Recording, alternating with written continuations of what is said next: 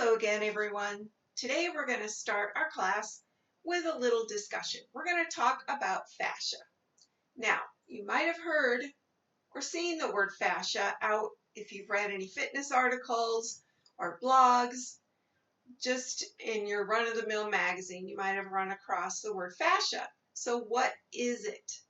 Fascia is the fabric that surrounds every inch of our body, every organ, tissue, nerve, bone, and muscle cell. It's also known as connective tissue, which if you haven't heard of fascia, you've probably heard of that. If there's an imbalance in the fascia, because it surrounds everything in our body, an imbalance in one part of the body can be felt all over the body. So that's why we want to keep our fascia healthy, because it really is that feeling, not muscular feeling, it's different than that, but it's that feeling of overall stiffness. And I'm going to give you a few examples of healthy versus unhealthy fascia in just a second here. But to imagine what fascia is, if you slice open an orange, you'll see the white parts, the web of fibers through the orange that kind of keeps it together, makes the section, keeps the juice in. That's an image of what fascia is inside the human body. Some facts about fascia is that it holds the body together, basically. Under the skin, it's holding things together. When it's healthy, it's flexible, supple, and it glides. It doesn't stick. That's a big difference. It's gliding, your movement is easy, and so that'll give you a hint of if your fascia is healthy or unhealthy. And I have a couple examples for you. One example I like to use when discussing fascia, easy to say, is butter. When we have a stick of butter in the freezer, basically, unless we warm it up, it's pretty useless, right? It's hard. You can knock it on your counter. It's solid. It is not going to be good for much of anything. It's not pliable at all. You can't mix it if you're baking or cooking, not without applying heat. Or in other words, as we do in exercise, apply movement. It's not going to be helpful for you. But think about that stick of butter that you left on the countertop for a day. You're going to be able to put your finger right in it and make an indent. You're going to be able to mix it into whatever you want, and it'll be pliable. You'll be able to incorporate it into some other ingredients. So that's the difference between healthy, pliable fascia and unhealthy. Really, it'll be sticky. It won't blend. It won't do much of anything helpful, the unhealthy fascia. Another way to think about unhealthy fascia is at times when we're ill, and whatever the illness may be, bed rest is what we need for a couple days. And once we get out of bed and we feel better, we're getting up out of bed, and our whole body, these aren't body aches from being ill, these are the aches. If you're feeling that way when you get up, it's the ache of disuse.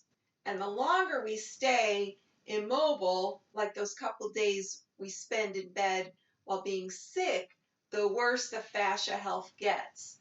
The more sticky and gunky it gets, and the less pliable and sliding. Remember, I talked about sliding fascia it gets. So we want the healthy, sliding fascia that's hydrated.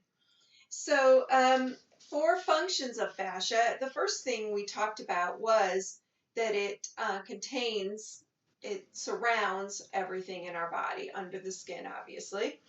And it just helps everything in the body work the way it's supposed to without the stiffness or pain we get when our fascia is stuck and kind of gluey from either overuse or underuse. So we want to work in moderation with everything. You'll feel more energized if your fascia is healthy, and you're able to continue all the activities you enjoy. Nothing's going to stop you from doing what you enjoy when you have healthy fascia. So it protects your muscles and organs as well. Fascia wraps around each muscle and organ, separating and letting the parts slide. Remember that slide. Slide easily as you move your body. Your fascia helps maintain your posture. Now, unfortunately, it doesn't mean it helps you maintain good posture. It means that it helps you maintain whatever posture you have.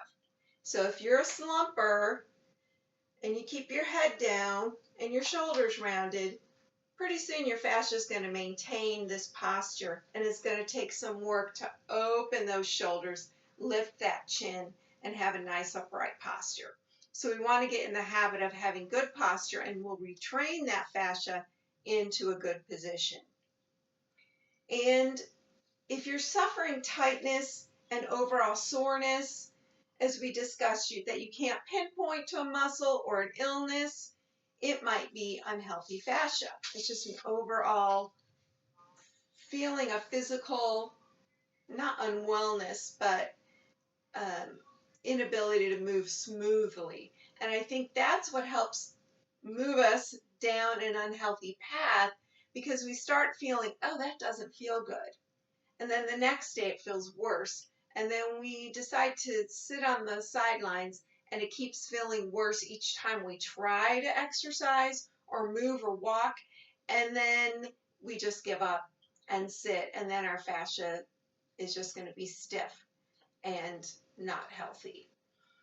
So again, fascia can become dehydrated by either underuse or repetitive overuse. So if you're doing the same exercise over and over and over, that can be a way to damage your fascia as well. The fibers will stick together, and you'll get a knot or an adhesion that the only way to really work it out is by working out. So good, flowing, easy exercise is what will help you loosen that fascia. So what causes unhealthy fascia? We kind of talked about it, but I'll go through it here. This sedentary lifestyle that we talked about. Poor posture. Again, if I'm slumping a lot and I've formed my fascia in this rounded position, it's going to be really hard to try to have good posture without really working toward it, retraining that fascia to a healthy position. Dehydration. Now that comes from keeping the body dehydrated as a whole, but hydration also comes from the movement. It helps everything stay really moist inside the body.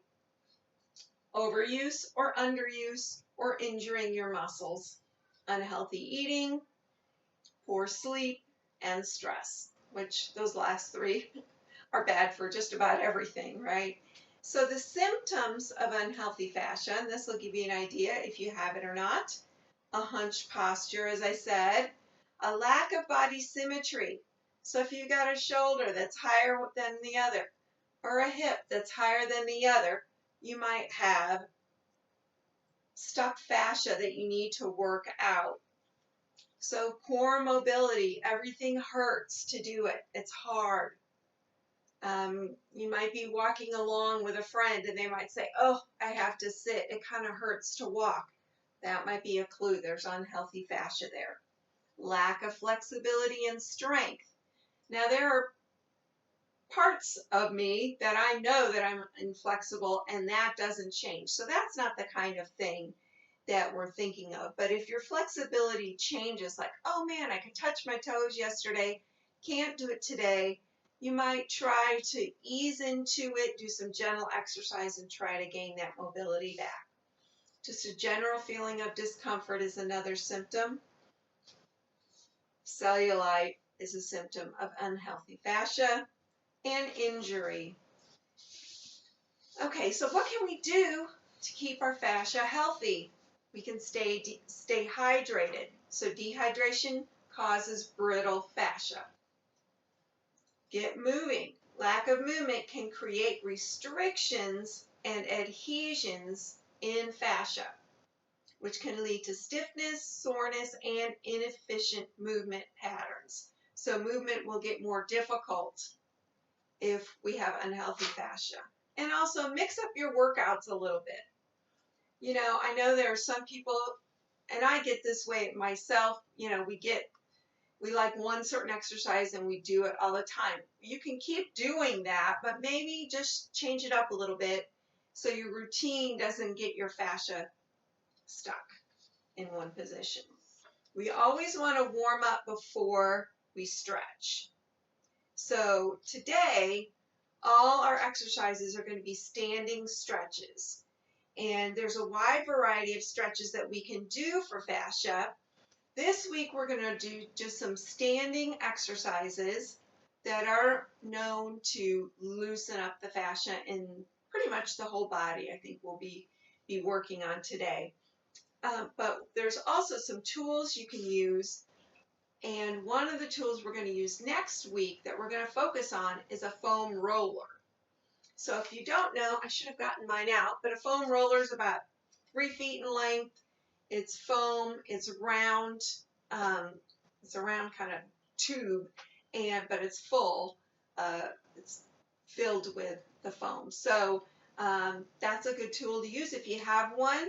We will be doing a class with the foam rolling next week, so part 2, I guess. So let's start warming up our fascia. So we're going to take our hands in front of us, crossed at the wrist, and we're going to reach up to the ceiling. Hello, Lizzie. And down. And reach up. And come down.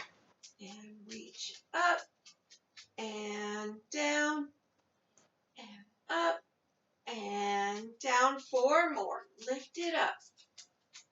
Reach it down. And 3. And down. Lift it for 2. Take it down last time. Lift up and down. Now we're going to lift our arms up. Now one thing that also can tell you have tight fascia is if you can't raise your arms up in line with your ears. If your arms only come here, that means you're tight in your fascia and you just have to work it, not force it, okay? So if they're only coming in front of you and not all the way up, don't try to force that motion, okay? We never want to force anything, especially if it's painful. We're going to reach one arm to the ceiling and switch. So I'm pulling up through my side, lifting and lift. And 3 and switch. Reach 4 and lift. 4 more. Nice and slow. Reach and lift.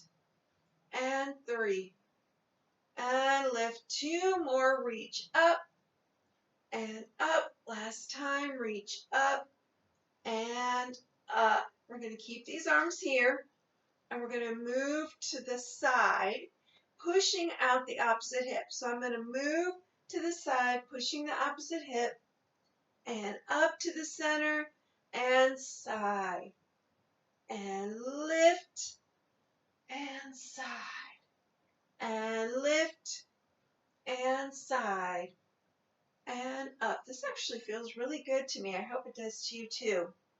Up and side. This is 4 and lift and side. It actually should feel good. 4 more. 4 and lift. If it doesn't,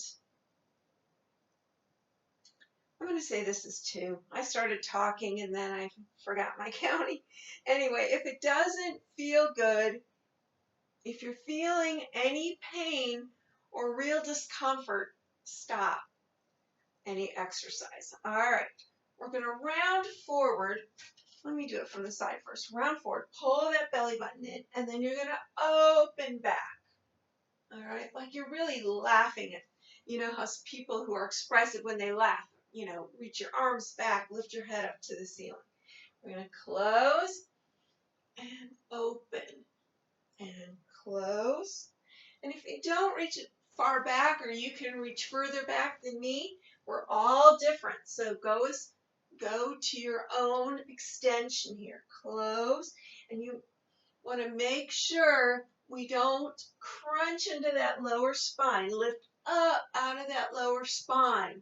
Stretch into that lumbar, which is in the middle of the spine. Let's do 3 more. And open, and 2 more. And open, last time. And open. All right, we're going to work in our hands and wrists now. So I'm going to take my hand, my opposite hand in front, and just pull back. Release. Pull back. Release. So this is for the wrist and the palm. 4 more. 4. And 3. And 2. This is gentle. I'm not forcing it back. Other side. 7. So it's a small movement. 4 more. And 3. And 2. All right, we're going to take our hands in a prayer position. Now we want to keep the fingertips together. And we're going to lower and then open at the wrists and come up. This feels kind of weird, so if it's not for you, just don't do it.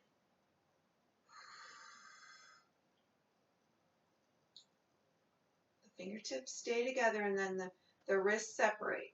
5 and 6 and 7 and 8. All right, we're going to take our hands behind our head. We're going to round forward and open. Round forward. This is going to help open up in that back if we've got that rounded posture. 4 more. In and out. And for some reason I'm bending my knees. You don't have to. 2 more. Last one. In and out. Stretching across the chest and the upper back there. All right. Hands in a goalpost position. We're going to lean them back, look up, and really control it with the front of the neck. Don't just flail your head back, okay? We really want to control it and straight ahead. Control and straight ahead. So don't lift your head back further than what feels comfortable. 4, 3, 2, and last one. All right, we're going to place our hands on our hips and take a wider than hip stance. Bend our knees, and we're just going to loosen up in the hips. We're going to lift one hip, center, the other hip, and center. Lift the hip, come center, lift, and center.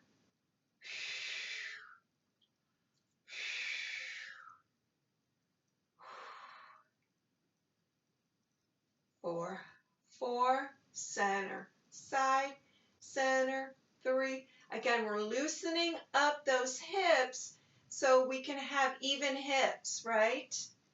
2, side, last one.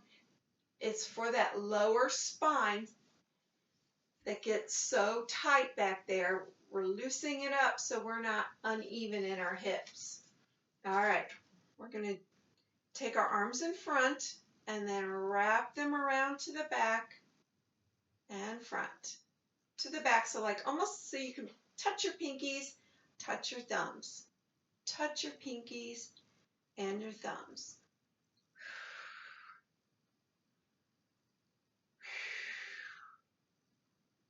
And 6, and front, and 7, and front, and last time, and front. So this backward motion is really good at unlocking those chest muscles.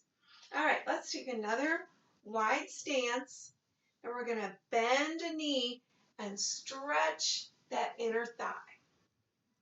And come up, bend the other way. And come up, down, and up, down, and up. Reach. So that straight leg is really getting a stretch. Reach. And don't forget to breathe. 4, 4, up, side, up, and 3, up, side, 2 more each side. Reach. And reach. Last one. Reach. And reach. All right, bring those feet in under your hips. We're going to do some side bends. So we're going to reach your arm up, take it overhead. So you're gently sliding this hand along the thigh and up and switch. And up and switch. And up and switch. Right over the ear. And switch and pull in that belly button. Let's get a little bonus. Pull in that belly button. And 3. And 3. And 2. And 2. Last one each side. 1. Last one. All right. We're going to be working up in the shoulders. So place one hand on the opposite shoulder, and the bottom hand we're going to snake it through and put it on our bicep. All right. And we're going to lift up and lower down. Lift up so you're pushing up with that lower arm and lower down. Push up, lower down. Push up and lower down. We have 4 more on this side. Up and down. 3 and down. 2 and down. Last time, lift up and down. All right, we're going to switch sides. So this hand goes on the opposite shoulder. The bottom hand comes through. We're going to lift up and down. Up and down.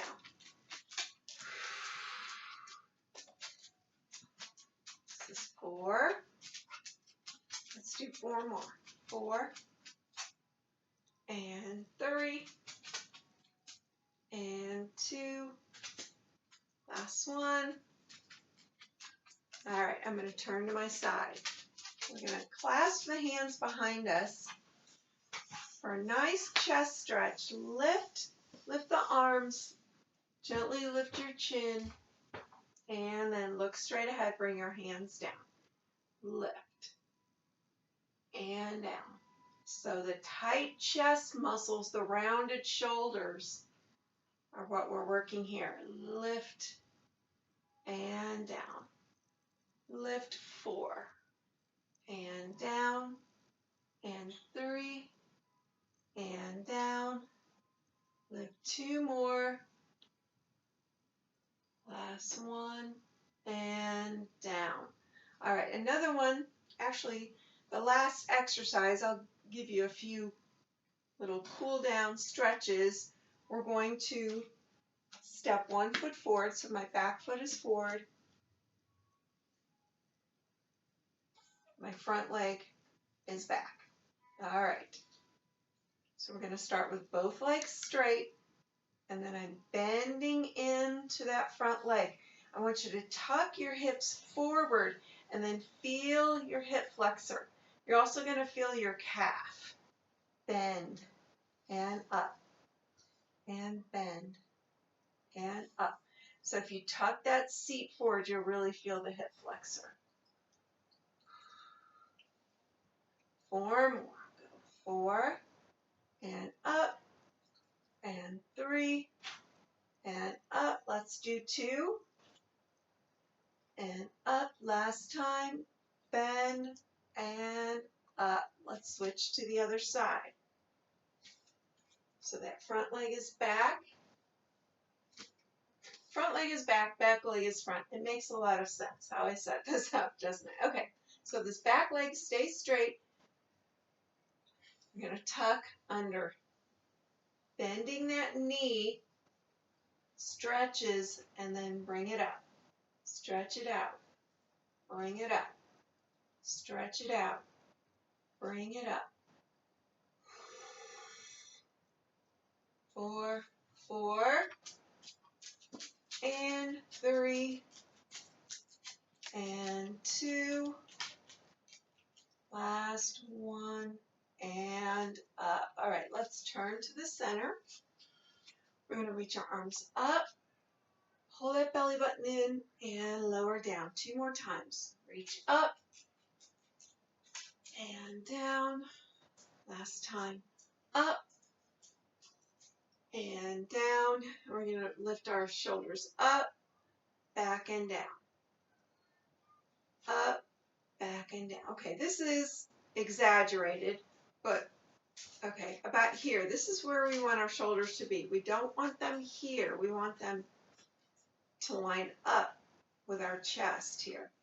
Up, back and down. Up, back and down. Last time. Now, I'm going to turn to my side, or you can turn to your side as well, so you can see what I'm doing. And I'm just going to nod my head. Now, if being head down bothers you, you don't have to go that low. You can come in line with your chest, or you can come down lower. We're going to hang our arms, pull our belly button in, and I'm going to turn front now. Just sway side to side. This is a nice release. If you have any tension in the lower back, side to side, side to side. Now we're going to grab each elbow with the opposite hand and just keep going. And let your head fall. Don't hold any tension in that neck. Side to side. All right, come to the center. Reach your arms long. Now you're going to start with the bottom of your vertebrae and you're going to round up. So I'm to my mid-back, coming to the back of my shoulders. Now I'm going to raise my arms all the way up, just in case having my head down makes me dizzy coming up. Just make fists and open and close your hands and reach those arms all the way down. So I hope what you learned about fascia today was interesting and that it's something that you want to learn more about. If you do, we'll be doing our foam roller class next week. And also, of course, the library. We have some great resources. Miranda Esmond-White did a great connective tissue workout. She's the eccentrics classical stretch lady.